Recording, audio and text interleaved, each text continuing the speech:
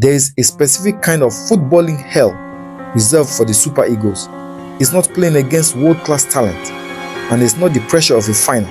It's the sound of 60,000 people screaming for your downfall. On Wednesday, Nigeria faces Morocco. And if history has taught us anything, it's that playing the host nation isn't just a match, it's a trap.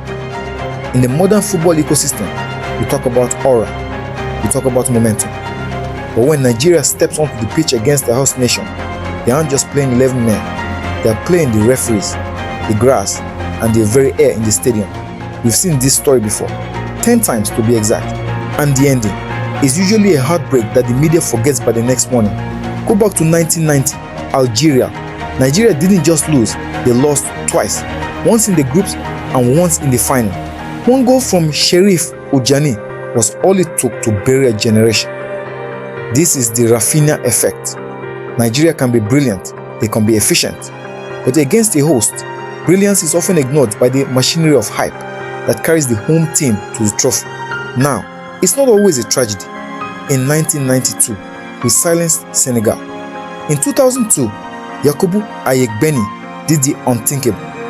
He scored the only goal in the third-place playoff against Mali to actually beat a host in a knockout game. That remains the only time in history Nigeria has sent a host nation packing when it actually mattered. One win in 40 years. That's not a statistic. That's a psychological haunting. Look at 2023. This is the perfect example of recency bias. We beat Cote d'Ivoire in the groups. We looked invincible. Williams Troost-Ekong stepped up, scored the penalty, and silenced the crowd. We thought the curse was broken, but football is a game of sentiment, not logic. When we met them again in the final, the marketing gravity of the Ivorian comeback story was too strong. Troost-Ekong scored again, a header that should have cemented his legacy. But the narrative had already decided its winner. Kessie, Hala, and 60,000 screaming fans. The Super Eagles didn't just lose a game, they were swallowed by the media storm of a host nation's destiny. Remember 2004?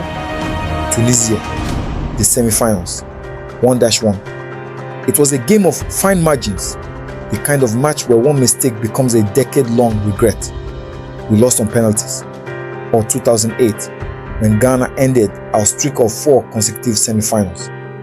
We were the better team on paper, but on the pitch, the host nation aura is a 12th man that doesn't show up on the start sheet.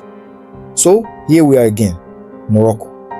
On Wednesday, the Super Eagles aren't just fighting for a spot in the final, they are fighting 40 years of host nation gravity. Will they be the ones to finally write a new script? Or will this be another video about generationally historic teams that nobody cares about because they didn't bring home the silverware? The narrative is set, the stadium will be loud, but as we know in football, the loudest story usually wins. Is the host nation curse real, or are we just making excuses? Let me know in the comments if Nigeria can actually pull this off. And if you want to see why some players get all the hype while others get none, check out the video on the screen now. Subscribe for more.